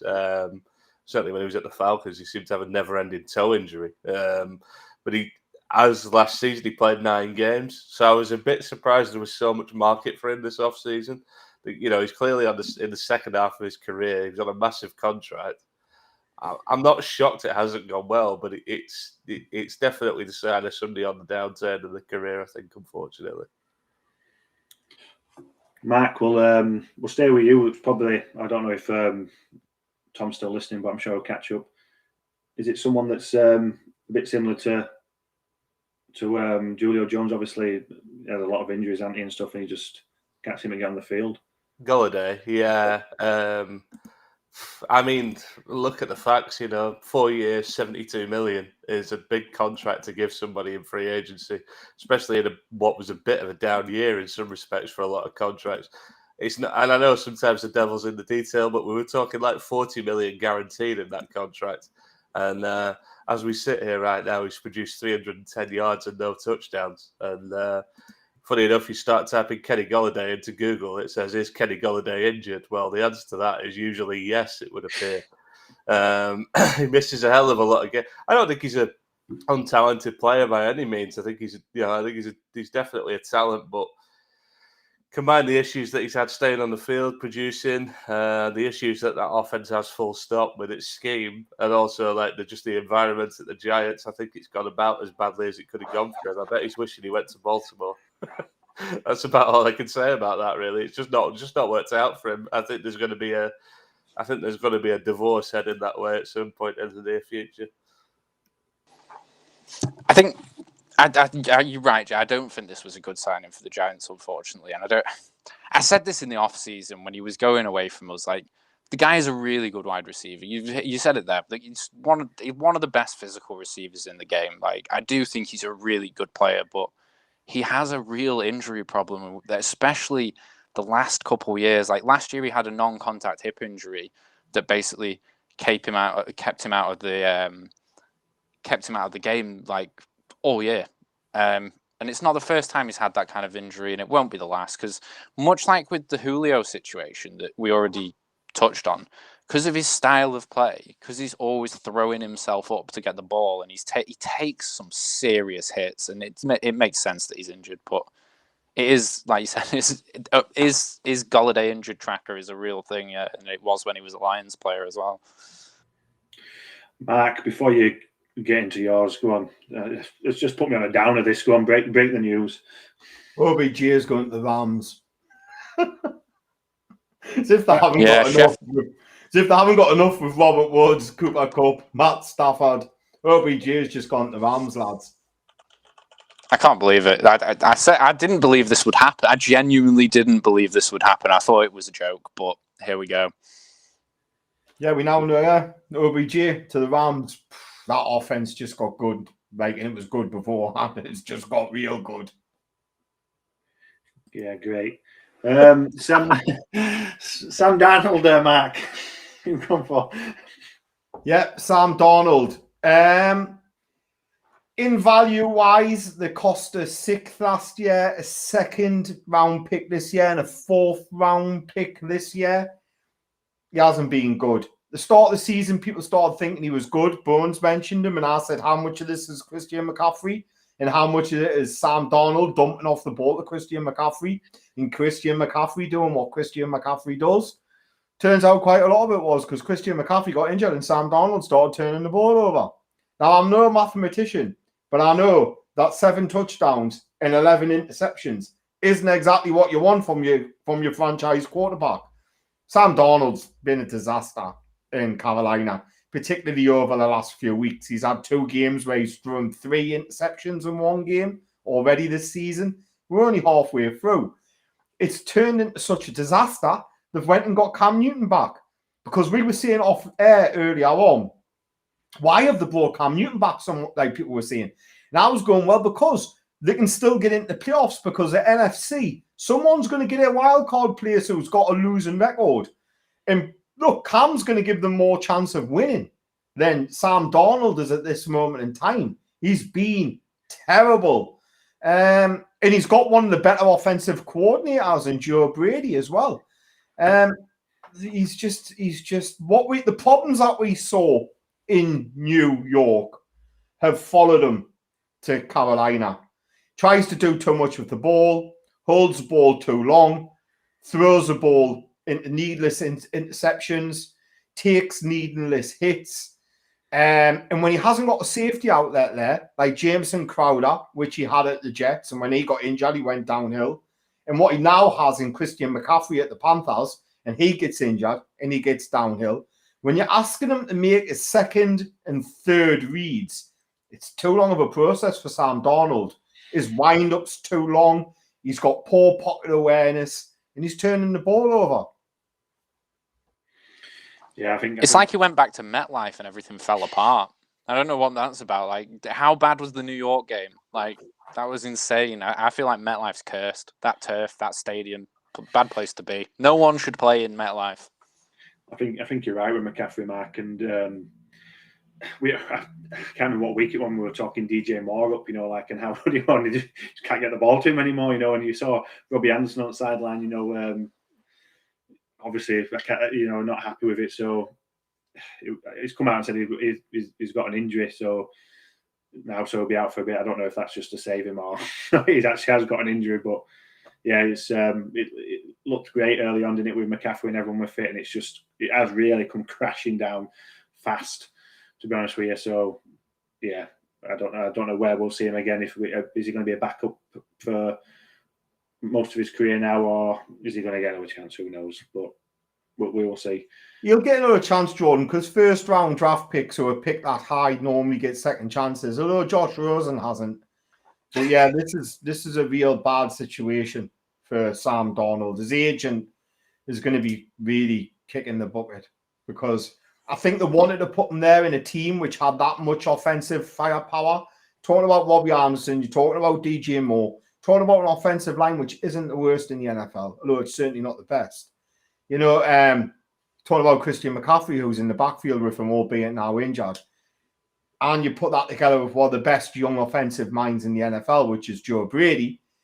And you have to think that Darnold could make a go of this. I'm sorry, I think what we see is what we're going to get, and that's a quarterback who is yippy under pressure, who is prone to throwing daft turnovers, and who takes too long to go for his progressions. So I feel a bit down right now. You know what I mean? We've talked about worst trades. We've heard the OBJ news. Let's pick it up with some the best games so far, halfway through the season. It's been some good ones. It'd be interesting to see when these pop up from Bones. I apologise for the graphic. I couldn't work out what to do for this one, so I just in advance, I'm sorry. No, we can see what's going on. So obviously, me and Bones have picked the same one. I went for it because I remember watching this game back. I didn't watch it live. I can't remember if it was a late one or what. I can't remember why I didn't, but I just loved the Justin Herbert fourth quarter. It was freaking phenomenal. And that was the week after what we did, the ready talk up of Justin Herbert, and he hasn't really been, he's had a good week this weekend, but he hasn't been the same since. But in that game, it was unbelievable. The Browns held their own as well. They were fantastic. It was a shame one team had to lose, but Justin Herbert in the fourth quarter was unbelievable. And with cameo from Austin Eckler as well, so that's why I picked that one. I don't know about you, Bones, if you were on the same page. Yeah, I mean, similar reasons. Like this is one that you could describe as an absolute slobber knocker, isn't it? Like this just was points. Like it was great to watch. It was really fun. The old adage of offense selling tickets really showed through this game because it was fucking well good. Yeah, it also was. It was also the landmark for the first team to score over 40 points without an interception and lose a game in the Browns. So I wanted to chuck it in for that as well, because a game that makes history deserves to be remembered a little bit. Slobber knocker. You better have a 10 in your pocket, because that's what it's going to cost for a slobber knocker in the West End, Newcastle. A slobber knocker sounds like a cheap blowjob. Nah, it's like a fight where loads of fists are thrown in it. It's like just people wailing on each other as a slobber knocker. Someone's slobbering on my knocker. I'm thinking blowjob, mate. Bones, have you got the graphics right? Because the Inter Cardinals badge on Mark's, he's gone, but he has gone for the Raiders. So surprise against the Ravens. But no, this was definitely what was sent. Okay, I was making sure. Yeah, but good game. Obviously, good game for you, Mark. Yeah, you know what it is, right? This was Monday Night Football. It was the first Monday Night Football of the season. And what we've seen an amazing string of Monday Night Football games. And I think this one kind of set the tone for the season. This game, it was a Raiders comeback. Then it went into overtime. And then it was some really good defense. And then the Raiders won it on a long bomb to Zay Jones. I just thought this game was brilliant. I thought it was end-to-end. I thought look, it was the second season in the new stadium, but it was the first season with fans in there. And I just think it was a really good occasion, and what a brilliant game of football it was to start prime time. I mean, I'm not counting Thursday night football because I was cash. But, you know, like, when I think prime time, I think Monday night football. And what a game this was for Monday night football for the first game of the season. I just thought it was brilliant. The Raiders come out slow, had to come back, put points on them and won it in overtime. And it's kind of set the tone for what we've seen of Monday night football this season. Yeah, I think sometimes like you have great games, it goes to overtime and it comes a bit flat and stuff and someone wins it. But even the overtime, fantastic. You know, you thought it were all over for Raiders, didn't you? As soon as they, I can't remember when Carr pinged it off someone's helmet in the end zone, and Ravens recovered it. And you thought, oh, that's it. Ravens are going to go up and thingy. And then obviously, with Lamar, Lamar that fumbled it, or with someone else? Yeah, Lamar fumbled. But so it hit Willie Snead in the helmet, who was a Baltimore wide receiver last year. Pinged off his helmet, they intercepted it. Then they went up the field, and then Lamar fumbled it. You know, and then you had the whole, we're sending the kicking team out. No, we're not sending the kicking team out. And then you had the bomb to Zay Jones. It was just drama all the way through it. It was a fantastic spectacle. I know I'm a Raiders fan, but yous all nod and yous all remember that game. And it has really set the tone for Monday Night Football this year.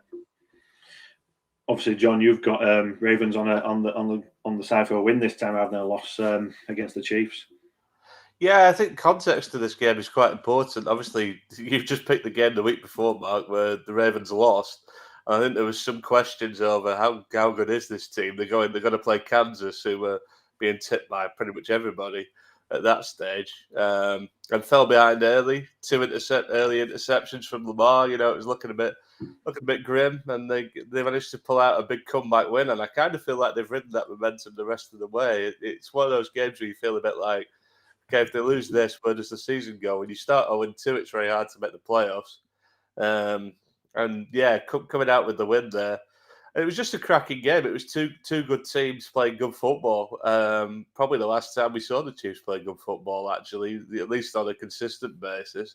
And yet they were topped by a team that I don't think anybody would necessarily have picked to beat them. I think, you know, we would have said close game, but Chiefs win. But Ravens came up with it, thanks as usual to the strong running game and a bit more of a threat with passing the ball. I really enjoyed watching the game. It was two teams arguably near the top of the game at the time. Okay, one hasn't really been there since, but I thought we might see it again in the playoffs, but it's not looking very likely now, one way or another. But yeah, I really enjoyed this game, and it was the start of I suppose you could say Mark's game was also part of this. Start of a really good run of primetime games.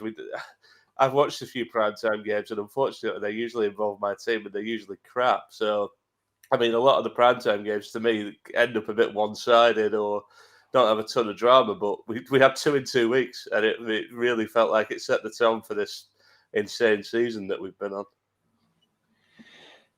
Yeah, we've been treated some great games, like you mentioned. You know, the prime time. I'm with Mark. Thursday's not prime time. I don't care what you say, but Monday's been brilliant. I know, like Bones is a big fan of the Mannings. You know, Eli and Payne, like talking through. So yeah, it's been fun so far, and hopefully it just keeps on gifting us games like this.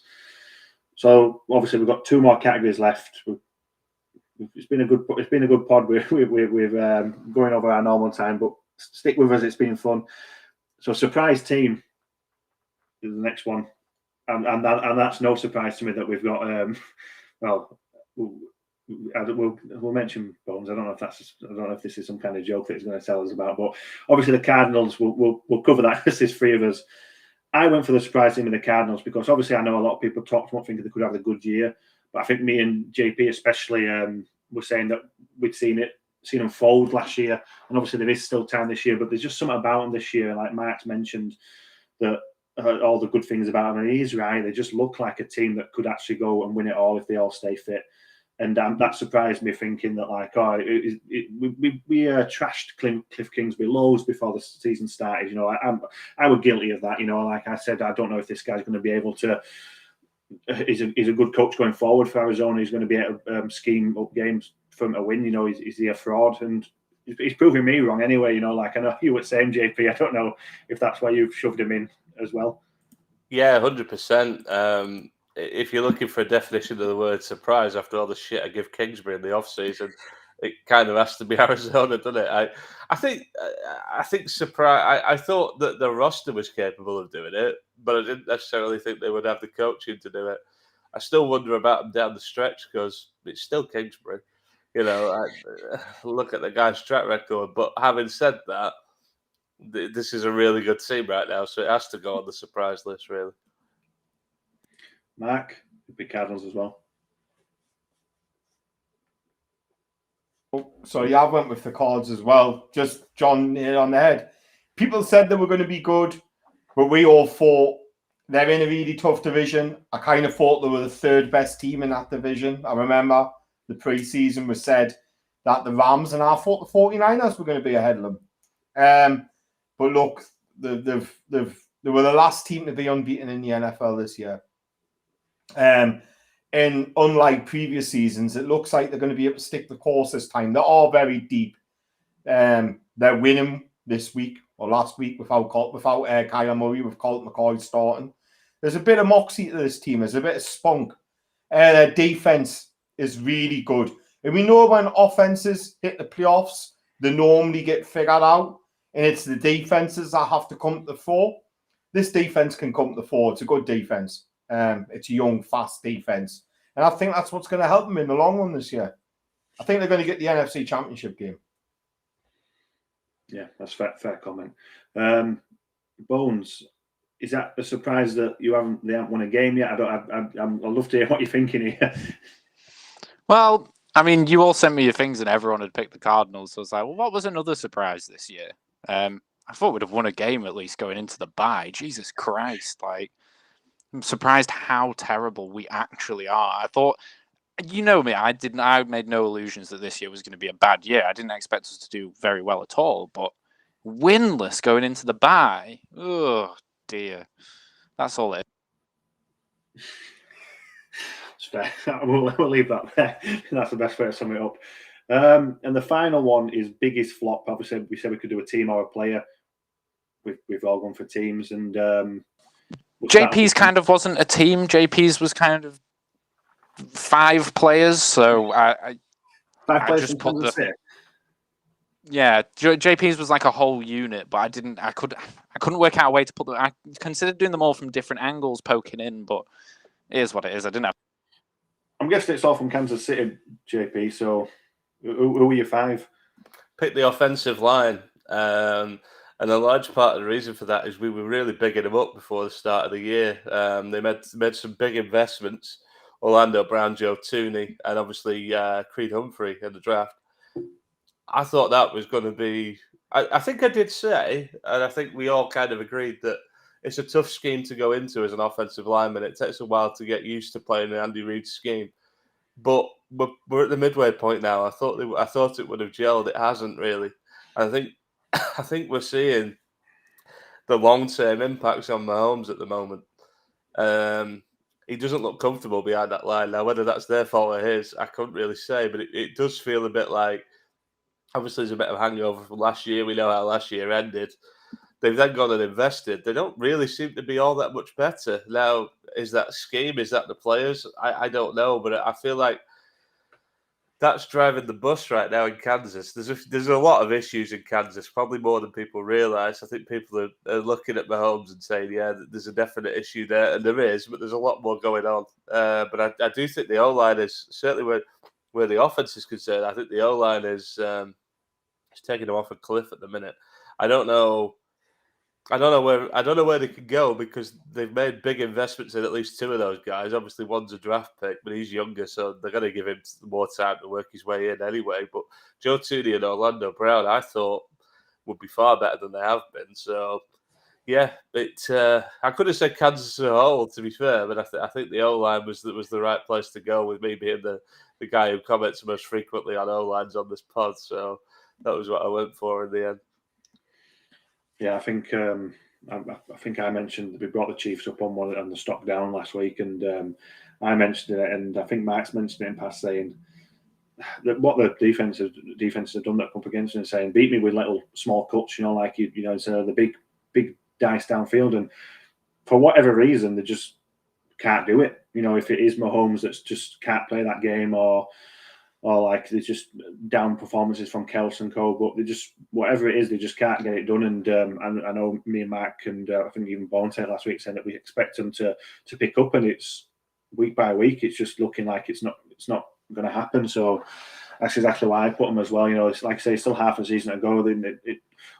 Luckily for a lot of teams, there's no one that's run away. You know, a few teams that run away. If it's still close, so you can turn it around and still be in the playoffs. So it'll be interesting to see if they can get it right. You know, and let Mahomes. It seems to me anyway. Me personally, let Mahomes play the short game and let's not rush into it. You know, like, and I think I listened to a podcast that Mark listens to, and they were mentioning it with Josh Allen and what the Jaguars did to him. Beat me with short plays, see if you can do it. And even Josh Allen seems to be struggling with it last week. So it's one to watch for the Chiefs, definitely. So I don't know. I'm on the fence. I don't know where they're going to go from here. The other team that I thought about putting in, but I stuck with the Chiefs, was the Dolphins that Mark picked, and obviously we thought there'd be a fall off, and I know you're going to touch on it, Mark, and you mentioned it on an earlier pod about the turnovers were always going to be hard to come back from for the Dolphins, you know, from what they did last year. But did we actually think it was going to be this bad if the turnovers obviously decreased like they have? No, because I looked at what they did on offense. I thought they've added players to the offensive line in the draft. You know, they spent high draft picks on offensive line players. They brought in Will Fuller. They brought back Devontae Parker. They drafted Jalen Waddle. Tua was going to be in his second year. And I thought the offense at least is going to be better. I didn't expect the defense to sustain that rate of turnovers that they did last year. It's really hard to get the amount of turnovers year upon year that helps you win games, like what happened with the Dolphins last year. So I knew that offense was going to have to step up. And even the Miami front office knew that because they put money in the offense. What's happened is though, they've got a terrible offensive line. Like the new pieces that they've put on, the rebuild is not working. It's awful. Jacoby Brissett was under pressure. 50% of his dropbacks last week against Houston. And I'm going to tell you a secret. Houston haven't got a very good defensive front. You know what I mean? No. And, you know, and Brissett was under constant pressure. Now, Tuaz came in and he's had some decent statistical yards, which started when the Jacksonville Jaguars were playing in London and we watched it. He threw for over 300 yards. But, yeah, they haven't got a run game. They haven't got offensive line, even if they did have a decent running back who could open up lanes. They can't pass protect. Will Fuller's been pretty much out all year. Devontae Parker's been missing pretty much all year. Jalen Waddle looks pretty good, but at this point, you've got to think if they were picking again, they'd probably change that pick. And of course, the defense is always going to have a regress. It wasn't going to get those turnovers at hard last year. It's impossible to sustain. And everybody in Miami had a lot of hope this year. They thought, we won 10 games last year. We just missed out on the playoffs. You know, can we win a couple more? We'll be a playoff team. Who knows? Maybe with the right fortune, we can challenge the Bills for the title. No, it ain't happened. They've been really disappointing. Really disappointing. Yeah. They have, like, I really saw them in London and stuff, and they looked a bit better against an average Jacksonville team, but it has been bad, and you wonder how long it can go on for the Dolphins before they start thinking changes. You know, like, will they give them to end the season, see what happens? Most probably, but yeah, they haven't been good whatsoever. Bones, who've gone for the Broncos, who started off well, and obviously they had a good win last week against Cowboys, but the middle patch obviously is where they've been quite poor. Well, that was kind of part of what was going into the decision to put them as a flop. Is they did start out strong, and then the questions came, is that just because they played against people who aren't good, and then they played against some teams that were good, and it started to look like maybe it was just because they played against bad teams. I know they beat the Cowboys this week, but I do think that was sort of an anomaly loss for the Cowboys more than it was a win for the Broncos, if you know what I mean. I think the Cowboys sort of just completely bungled that game. I'm not sure what happened to them. Similarly to what I kind of think happened with the Bills, I do think there was a bit of a bungling going on there that shouldn't have been as bad as it was. They just couldn't get anything working.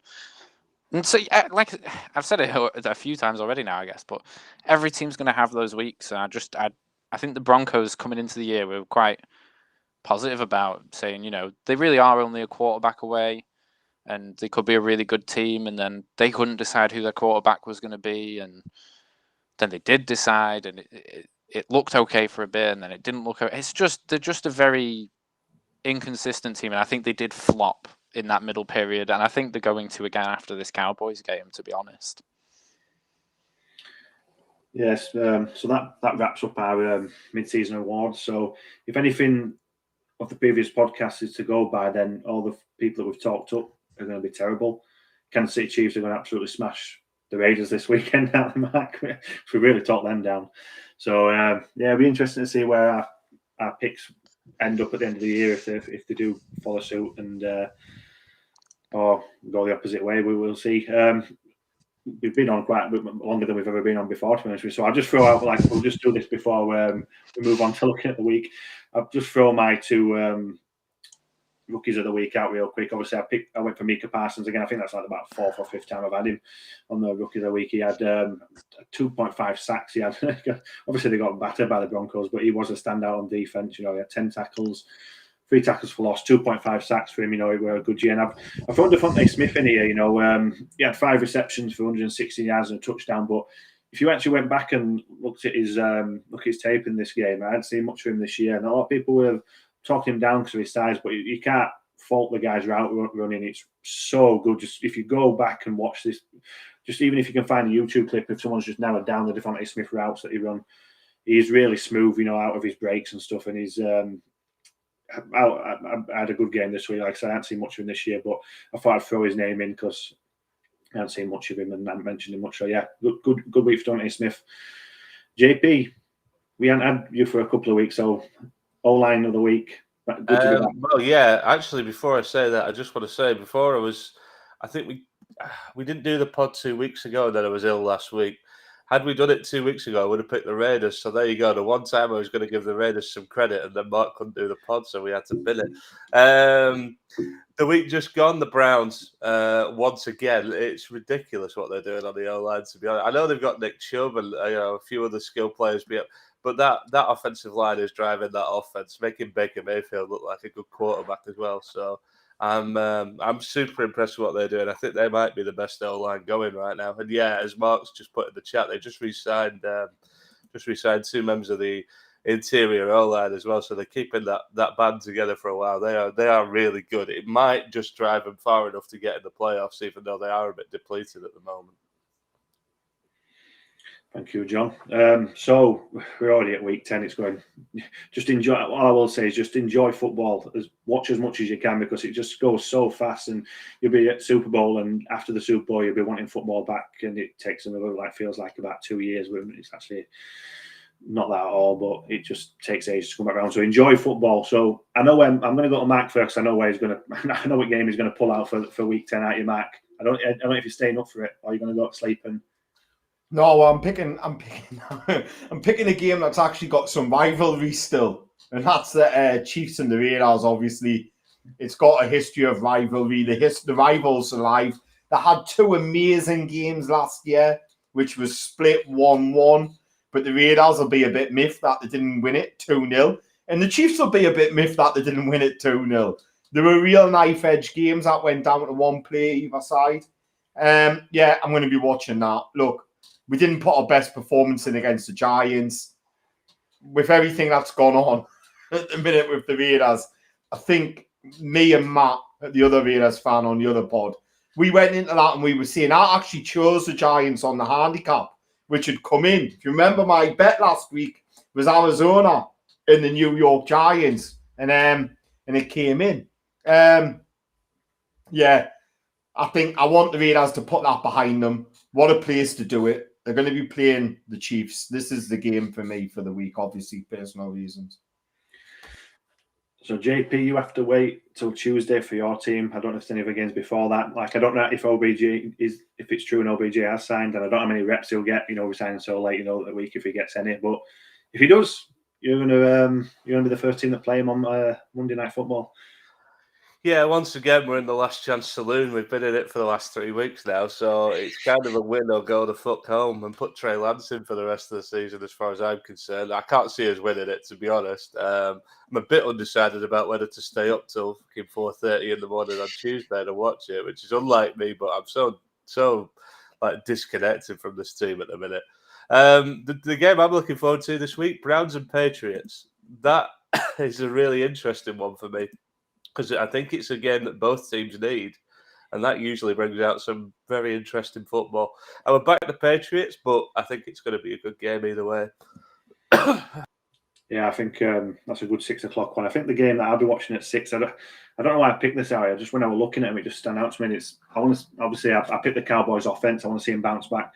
But Falcons have been quite tidy this year. I know they've played some average teams at finger, but they look like they're going to throw it away against the Saints, and they came back. And Matt Ryan's playing some good football. Obviously, Mark's talked about Kyle Pitts coming out and draft. He's really started getting going over these last few weeks, Kyle Pitts. And even like losing Calvin Ridley, he thought, but they've got people stepping up. You know, that Zacharias. I wasn't sure who he even was, Zacharias, but he's doing all right now. And Cordell Patterson, JP. I know you mentioned him last night.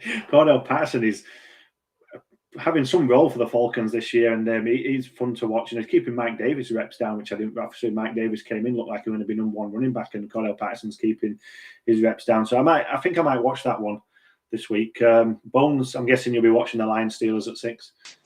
Yeah, I mean, there's the one upside of supporting a bad franchise is your game's always at 6 p.m. So I never have to have the debate of can I stay up to watch the game, because yeah, it's tea time. To be honest, actually, I'm probably looking forward to Rams Niners more than JP, as I want to see if Stafford can turn it around after that Titans game, and I think he can. But we'll see. Chargers Vikings is one that I think will be more interesting than you might think just off the top of your head, because those are both two pretty good teams this year. They're doing quite well. I think the Vikings are quietly a very strong team. I don't think they're getting much talk, but they have done quite well. But then it's the NFC North. It's pretty easy to win at the moment, I feel like. Packers Seahawks, will you have your quarterbacks back, or is it just going to be backup City? There was talk of Russ being back this week. There was talk of Rodgers being back this week. Who knows if either of them will be? I think Russ is back. I think Russ is back. There you go. So it could be a pretty good game. I think if both those starters play, that becomes a much more interesting game. And JP hit Browns Patriots, which I do want to watch on my second screen while I'm watching the Lions. It's a tough 6 o'clock today, because you've got Titans Saints there as well. So it's some tough ones to choose. It's Titans without Henry, though. Is it as fun to watch? No, they beat Rams. So well, saying that they beat the Rams, their defense not many offensive yards is fun to watch. But yeah, there's some good games again, as they always is. And like Mark mentioned, he had a winner last week for us. I was on it. Mark, what have you got for us this week? Yeah, I've been looking at the over-unders, and I've chosen 2 games which I think will be under the points predicted. We've got the New Orleans Saints against the Tennessee Titans. You've already just talked about Tennessee without, Henry, and they're playing one of the best, if not the best defense in the NFL in the Saints. I mean, all-round defense. And Saints have got their own problems on offense. So I'm going to back the under 44 points on that. And I'm going to make it a double because Bones, your Detroit Lions play the Pittsburgh Steelers. In the under for that's 42.5, but it has been at 43. If it hits 43 again, I'm going to back that in a double.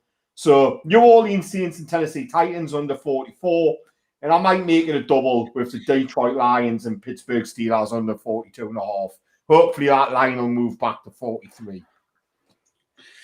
Cheers, Mark. So it's been quite a long one tonight. I've enjoyed it. It's been loads of fun looking at the halfway awards, and I hope you've enjoyed it too. And we'll be back next week probably with back stock up, stock down. But who knows? We're a surprising bunch, aren't we? And at least let's go for 2 weeks in a row where all 4 of us are here, and we'll have some stock up, stock down. See you next.